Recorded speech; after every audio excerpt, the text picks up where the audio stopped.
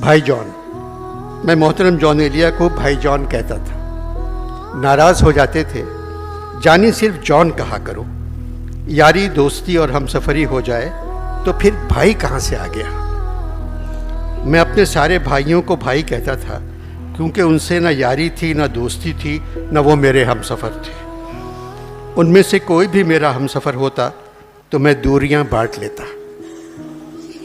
भाई के साथ बैठकर बहका और चहका नहीं जाता। मैंने कहा मैं आपको जॉन सिर्फ एक शर्त पे कहूँगा। बोले कौन सी? मैंने कहा आप मुझे अनवर साहब कह के बुलाएंगे। चंद सेकंड खामोश रहे, फिर तिल मिलाए और दोनों हाथों से बालों को मज़ीद उलझाया। कहने लगे, जानी तुम्हारे घर बैठा हूँ, अगर अपने घर में होता तो रक्शे में बैठ के कहीं चला जाता।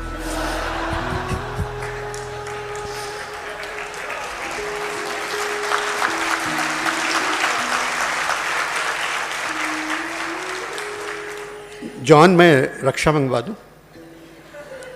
जब तुमने जॉन कह दिया तो रक्षे पर दानत भेजो। एकदम खड़े हो गए और अपने कुर्ते की दोनों जेबों से 2 गिलास निकाले और ज़ोर से मेज़ पर रख दिए और कहने लगे, गिलास मैं ले आया हूँ, अब तुम बोतल ले आओ। तुम्हारे घर के गिलास बहुत भारी हैं, लड़कियों की तरह हाथ से निकल जाते हैं। भाई जॉन की 4 किताबें हैं, शायद, यानी, लेकिन, गुमान। नौजवानों में आजकल भाई जॉन बहुत मकबूल हो रहे हैं, यहाँ भी और हिंदुस्तान में भी। जिस महफिल में जाता हूँ सबकी फरमाइश होती है आप आज सिर्फ जॉन एलिया पर बात करें और उनकी शायरी सुनाएं। बहुत से ऐसे होंगे जिन्होंने जॉन को देखा भी नहीं होगा। सिर्फ उनके लिए मैं भाई जॉन का हुलिया बताना चाहता हूँ। बाल वबाल, सर आशुफ्ता, आंखें मुंतज़िर, दिमाग शहर जमाल, सेहत ख्वाब ख्याल,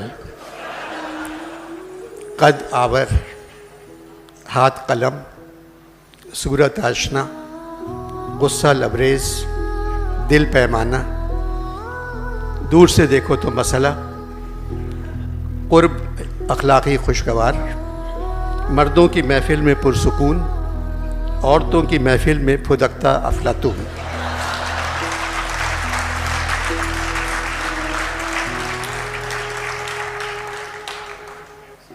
जॉन का मतलब है जो शख्स, कोई भी। एलिया हज़रत अली का लक़ब था। भाई जॉन से मेरी ख़त व किताबत आज भी है। मैं उनको यहाँ के हालात लिखता रहता हूँ, वो मुझे वहाँ के हालात लिखते रहते हैं। हैरत की बात है, तकरीबन 1 से है।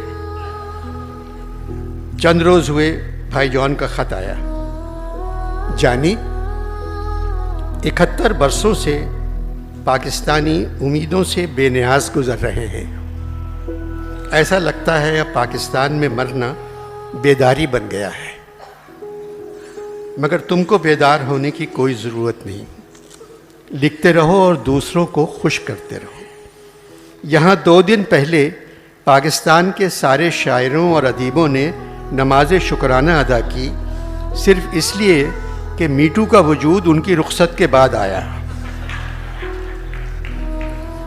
इमामत अल्लामा इकबाल ने की। पहली सफ़ में फैज़, फराज, यूसफ़ी, सूफ़ी तबस्सुम, भाई रईस, कासमी, मुनीर नियाज़ी, मुस्तफ़ा ज़ैदी, इनके अलावा हज़ारों थे। मैं नहीं गया, दूर से देखता रहा, सोचा क़ज़ा पढ़ लूँगा।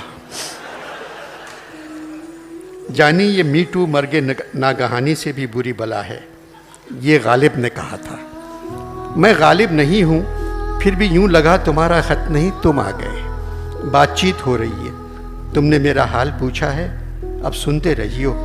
गालिब के मसाइब की दास्तान उस वक्त शुरू हुई थी जब 12 बरस के थे।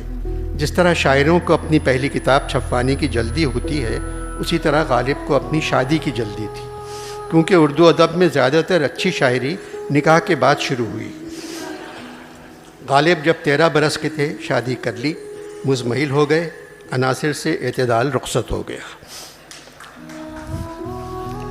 मेरे मसाइब की दास्तान यहाँ आने के बाद शुरू हुई। जानी, मुझसे मुर्दा शायरी नहीं सुनी जाती। सारे शायर यहाँ बुरी शायरी कर रहे हैं और मुशायरे में ज़मीन पर मदरसों में पढ़ने वाले बच्चों की तरह झूम झूम के पढ़ते हैं।